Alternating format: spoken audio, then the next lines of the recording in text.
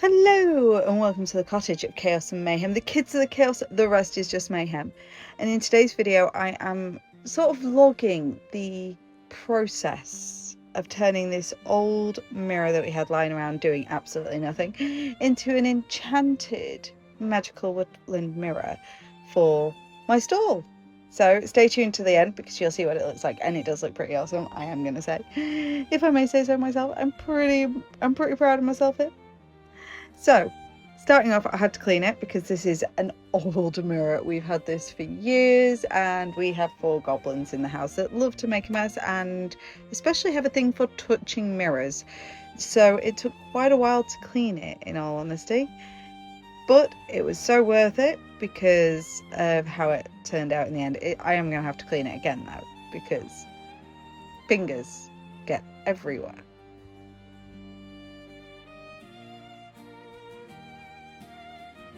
So the first choice that I decided was that I wanted a little bit of light in the mirror, but I didn't want it to be like overly in your face. I wanted it to be subtle little glows that you could see.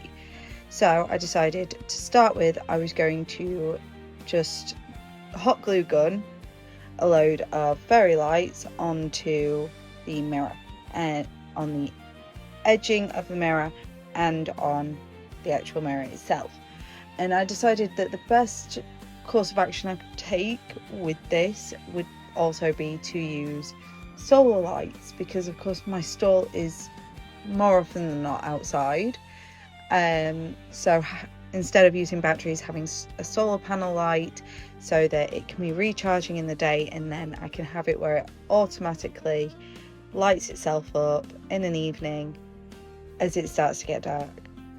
And it just adds to that magical effect, and it's also one less thing for me to worry about and to think about when I'm trading. It'll just turn itself on. So, because it does light up as it detects lights, as it detects that there is an absence of light, should I say. So, I started by attaching the lights, and that took quite a long time because, of course, it's hot glue, it takes its time to cool. And on top of that, I decided I was going to make this during a heat wave, which seemed to make the glue take longer to set. So it did take a long time, but it was so worth it, and that little added little bonus effect at the end, because it's not massive, it's not in your face, but it's just subtle enough where you can see that little added detail. And that's what I love about how this mirror turned out, is that it's got these little added details that you have to look at it to spot. You're not going to spot it on a glance, and that's something that I guess to me means something, is that no matter how many times somebody will look at the mirror, they may see something else that they didn't spot before, and that just adds to the magic, in my opinion. And before anybody asks me in the comments, yes, I did burn my fingers a lot. And I mean, my poor fingers are still sore from this, and I finished making it days ago. So yeah, I can still feel the pain. Just thinking about it actually makes the pain worse. But yeah, so I did burn my fingers a lot. I did especially burn my right thumb a lot, but the thing with that is that I can't really feel it properly still from my accident, so that's not really a problem in pain wise. I just can't feel it, but I have had a couple of burns, visible burns on that thumb. It is what it is. It's been an interesting time, and have I learned any lessons from it? Probably not, because next time I get the hot glue gun out, I can guarantee I will burn myself just as many times, if not more. But alas, that is what it is to be me. So here you can see how it was looking once I'd applied the lights along the outer, just excuse me, moving the camera. But this is what it was looking like after I'd applied the lights onto the edging of the mirror. But then I was like, I had this idea of instead of cutting the lights, I was just going to use them all the way around to try and get as much out of these lights as I could, so that there was plenty of little added details, and I had absolutely no idea how it was going to look, but I'm really pleased with how it turned out. And again, it all took a long time, but it was so worth it from what I've seen. And you guys will have to tell me in the comments whether you think it was so worth it, the amount of times I got burnt, and the amount of changes to my idea as it started to evolve as well, because there were a few of them. So then it was on to the bark effect. Now I decided I was going to use this material that I've also been using in my van, and no, unfortunately you won't get to see it in my van yet, but you will get to see it in the future, and I can't wait to show you guys what I did with this fabric in the van. But anyway, so I had this fabric left over from the van, and I was like, you know what, I'm going to use that on this mirror to create a bark effect. And I am rambling, I'm really good at rambling, it seems, but anyway. So yes, I decided that I was going to use it to create a bark effect on this mirror, and I decided that I didn't want each piece to be cut perfectly either. I wanted it to have those sharp waves and stuff like that, because nothing in nature is perfect. So I was at no point aiming for perfection in how I was cutting them and how I was sticking them down, because of course I can fix things as I go. I can add things to hide things as I go. It's not an issue. But I can also make it so that it looks more natural, because like I say, nothing in nature is perfect. I also had this moss fabric, again, left over from my van, and you'll have to wait to see what I used that for. But again, I don't like anything really going to waste, so I was like, you know what, I'm going to make sure that this doesn't go to waste. I'm going to use it on this project as well, so that I can use up, and I will be using it on some other projects as well, because I do have a couple of leftovers. So stay tuned for their vlogs as well, because you'll see how they transform to add to the immersive experience and the woodland theme of my cottage my cottage of chaos and mayhem. So then there were these butterflies, and I thought these would be ideal for just adding in those little bits of added touches, because of course in a woodland you're going to have nature, you're going to have things like butterflies and flowers just growing. So I decided that these butterflies were pretty ideal.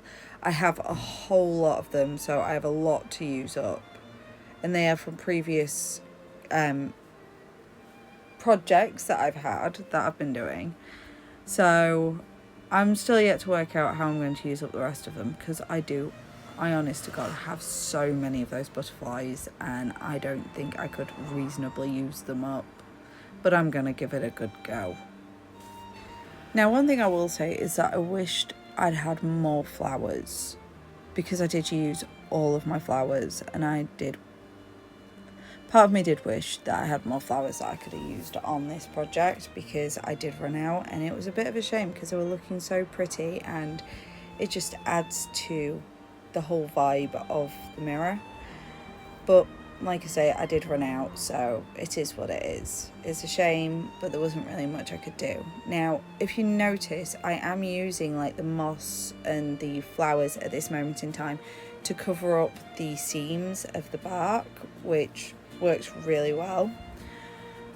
But I'm just using it for that at the moment, and then as we continue, once all the bark is in place, I then go on to using the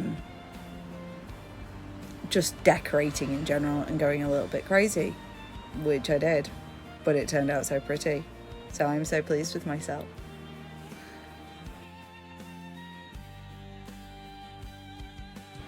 Now, I decided on this end of the mirror that I didn't want it to really all be bark, so I was like, you know what, because of course I am scarce on my supplies, I don't have a huge amount, I'm going to use the moss on this end, and then I will use the bark to decorate the rest.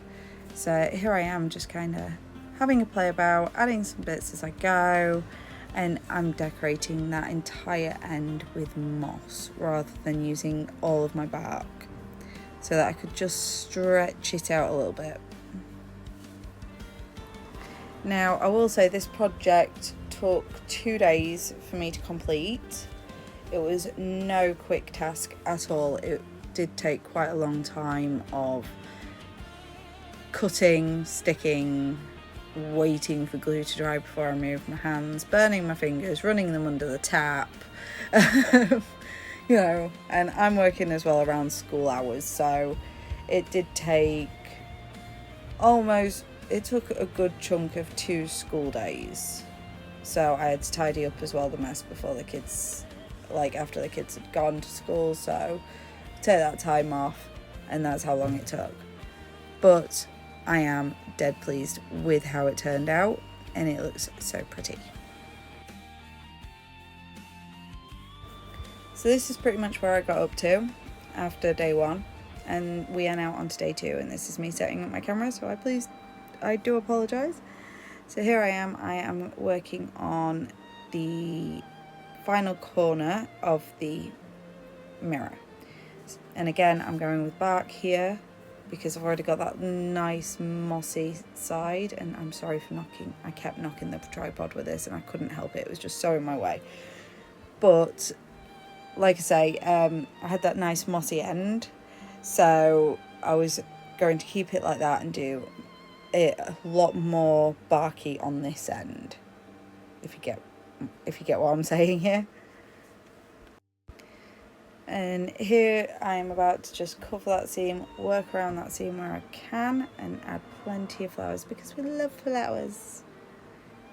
So yep, I'm waiting for it to dry so that I can lift my finger. There's me having my drink because it's taking forever. And it did feel like it was taking ages every time I was waiting for the glue to dry. I am incredibly impatient now. I just want to move on to the next bit. I'm so excited to see how it's going to turn out, and I am not patient enough for glue to dry. Clear, as I found as I was doing this, I'm really not patient enough when it comes to waiting for glue to dry. This is where I do have a slight issue though, because I'm not sure which I'm going to have as the top of the mirror and which is the bottom, because I don't know which side I love more. I guess I'm going to have the side that I'm working on now as the bottom of the mirror, just because it would make logical sense given what I do later on. But it was, at this point, it was very hard to decide because I loved both sides so much and how they were turning out and how they were looking. Just this side ended up becoming the base of the mirror for a couple of reasons, and you'll find out later on. So stay tuned for that. But here I am, and I decided, you know what, these flowers need some butterflies, because of course I can't just put bark on and stick in the bark on. I have to decorate as I go, and then decorate more and decorate more and decorate more. I am just that sort of person. This is when I'd started to get a real feel for the mirror in total, because of course it had finally started coming to life. So it was like, right, I'm getting a feel for what this mirror is. And to me, this mirror was going to be part of the woodland itself. It was going to be an enchanted, magical part of the woodland and the nature and creatures that reside in this enchanted forest. So because it had taken that route in my mind at this point, it was like, right, well, how can I incorporate some magical creatures? And unfortunately, that part didn't actually record. So you're going to find out at the end with my photographs. But I started, it was pretty much at this point I started thinking about it, and I was like, you know what, it needs some magical, mythical creatures in. So I started trying to figure out what I had around the house, what could I incorporate that would be mythical and my kids would forgive me. To be fair, they weren't overly bothered, so that's a win for me. So, just to give a bit of context, the magical creature that I nabbed back was actually originally mine. They'd got me it for Mother's Day, and I was so pleased with it. So was my 3-year-old, and so was my 9-year-old, and off it went. The present they'd got me ended up being theirs. It is what it is. But I did nab it back, and it is incorporated into the mirror now, and they do love it. They think it's absolutely awesome. It's just a shame that only part of it really recorded, so we'll have to look at that in a few minutes.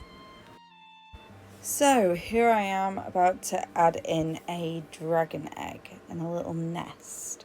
Now there is a little hidden dragon further in the actual mirror itself, and it is hidden just gazing out at you. And again, I love that little aspect. So I was just about to, at some point today, add in a little dragon nest, which then just adds that little bit of magic to this mirror.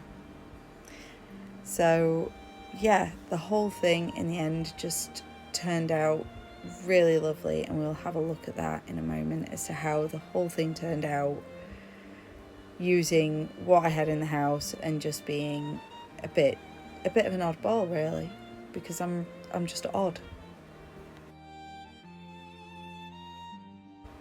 So let us prepare for the grand revealing of the newest prop and part of the immersive experience that is the Cottage of Chaos and Mayhem, ready for you all to enjoy at future festivals. In 3, 2, 1. Ta-da! This is how it's looking. Isn't it pretty? It is so pretty. I am so pleased with myself. I'm so proud. Honestly, I could not be more chuffed with how it turned out. So I can't wait to have it as part of my display in future festivals. I can't wait for you guys to see it, to get to take pictures with it, and just immerse yourself in the experience that I'm trying to build here at the Cottage of Chaos and Mayhem, because it's not just about selling crochet and different things that I've made. It's about delivering an experience for you all to enjoy, whether that's taking photographs with this beautiful enchanted mirror, or just taking part in the various discourse with the mushroom pixie merchant. To me it matters because it gives you all something to enjoy, whether that's if you want to buy something or not. Though I will say I am looking at introducing a tip jar, because of course I do need some form of income so that I can continue to build on the Cottage of Chaos and Mayhem. So if you do see me and you do enjoy the experience, please do, just even if it's just a penny, please do, just to help out a little bit, because yes, I am delivering this to you all for free. You know, the experience, the NPC character, persona and everything else, but in order to build it, I do need a bit of an income, so any little bit helps. Sorry, I can't speak this morning. So yes, if you enjoyed this video, please do press that like button and subscribe for more, because I will be posting regular craft vlogs as to what I'm making to further expand on the experience of the Cottage of Chaos and Mayhem.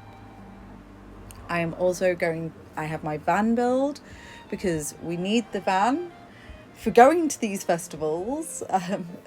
We cannot cart everything in our small car anymore, so that is a must, and I can't sleep in a tent due to my health issues. So that's my van build is in the works, and again, to expand on the experience of the Cottage of Chaos and Mayhem. Then I have my crochet tutorials as well, where it is all fantasy inspired, and it guides you through learning how to crochet from absolute beginner all the way through to advanced projects. So yes, I hope to see you in future videos, and have a lovely day. Bye.